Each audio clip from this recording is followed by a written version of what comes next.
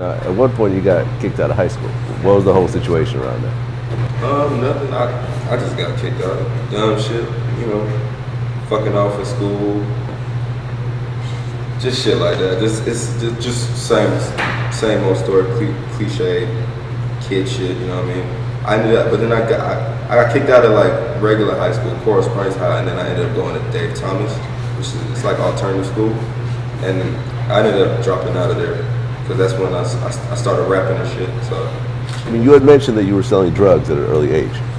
Like, how old were you when you first started selling drugs? I was young, man. I can just leave it at that. Can I just say that? I was young. I mean, were you a teenager yet, or before that? I was not like what you mean by teenager? Like 16? 13. 13 is a teenager. Okay, yeah, 17. Yeah, 17. What made you get into that at such an early age? I don't know. Honestly, I think about that shit a lot. I was talking to a friend of mine the other day.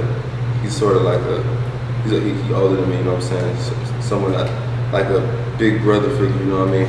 And I was talking about like, man, I didn't really have it like I ain't have it like that bad as far as like financial situation, especially when I was really younger, you know what I'm saying? Like my mom wasn't like really couldn't live in check to check type shit.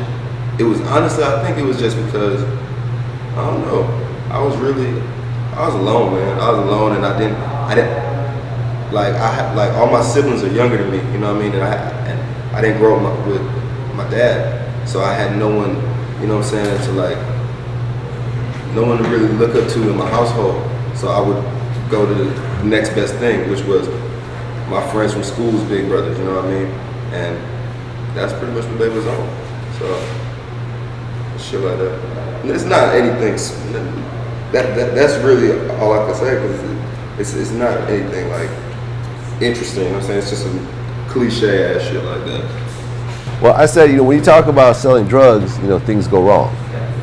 If you talk about some of the more serious situations you've been in around that, well, what could you talk about? I seen a lot of shit. A lot of shit, man. Luckily, I got out that shit. I've been out that shit. You know what I mean? I've been out that. So nothing happened. Nothing too crazy happened to me. Yeah, nothing that's worth mentioning in an interview happened to me. But I've seen people get time for that shit. Get killed over that shit. You know what I mean? But that's part of it. That's how it goes. That's part of it.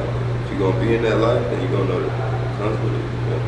Like, how many friends have you lost, through violence? I know quite a few. Some of them I wasn't too close to, like I can't call them my blood, like my brother or anything, but I know a couple people from Broward that not with us no more, you know what I mean? Probably like five or six the last couple years. Every time somebody asks me like, what's the difference between Broward and Miami, it's always a hard thing for me to explain, you know what I mean? Because it's not like if you're not from Florida, you know what I mean? If you're not from Broward, if you're not from Miami, you're not really gonna understand when I explain it to you. You know what I mean? Like that's why every time I explain it in interviews, I look back at it or I watch it and I'll be like, I sound fucking stupid, you know what I mean? But the only way I could describe I can only describe Broward because I live there, I'm from there, you know what I mean? So if I was to tell you, Broward is very petty. It's a petty place, you know what I mean? Niggas there is petty, like even the pussy niggas is petty, you know what I mean? It's like a pussy nigga is liable to fucking kill you, you know what I mean? Like for example, my homeboy got shot the other day. Got shot in the fucking face over some dumbass shit, you know what I mean? Just wrong place, wrong time shit, you feel me? So yeah, man. Did he survive that? Did he actually survive that? Yeah, he's good. Thank God, he's good. He survived. I mean, how do you feel when you hear something like that? Someone close to you, having something like that happen? Oh man, we was out there tripping because we was on the way to the shit. It was me and my dog, Key Money. We was on the way to the strip club. It was on my homeboy's birthday, We was over there, like that. They was at a strip club. We was over by the studio, and we was about to head out there, and we had heard what happened, man. He had us up there crying like some fucking hoe, man. But I'm just happy he's good.